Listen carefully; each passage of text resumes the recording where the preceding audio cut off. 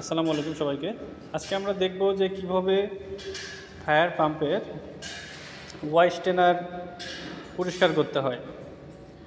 তার আগে আমি একটু আপনাদের দেখাইতে চাই, এটা হচ্ছে পাম্পের সাকশন লাইন। তো সাকশন লাইনের প্রথমে আপনার একটা গেট ভাল্ব দেওয়া থাকে। গেট ভাল্বটা কত ইঞ্চি দিতে হবে এটার আসলে ডিপেন্ড করে পাম্প কত জিপিএমে সেটার উপরে।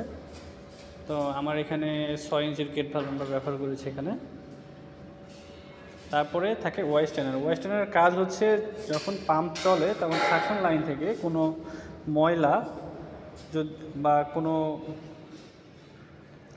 কোনো কিছু যাতে পাম্পের ভিতরে সরাসরি ঢুকতে না পারে, পাম্পের ক্ষতি করতে না পারে, সেই জন্য ওয়াই স্টেনার মেইনলি ব্যবহার করা হয়।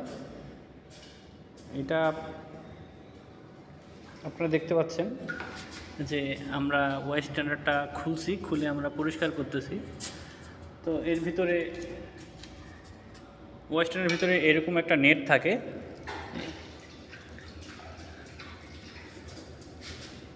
এই নেটটাতে মেইনলি আপনার যদি কোনো আনওয়ান্টেড জিনিস সাকশন লাইন থেকে ঢুকে যায়, এইটাতে বাধা পায়, এটা পাম্পের ভিতরে আসে না।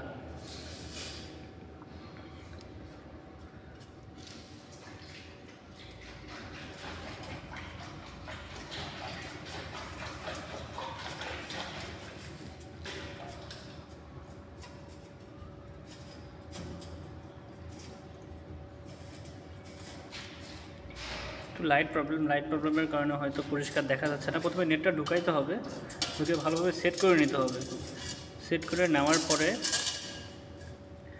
এই সেটটা ঢাকনিটা লাগাই দিতে হবে। এখানে 8টা নাট থাকে।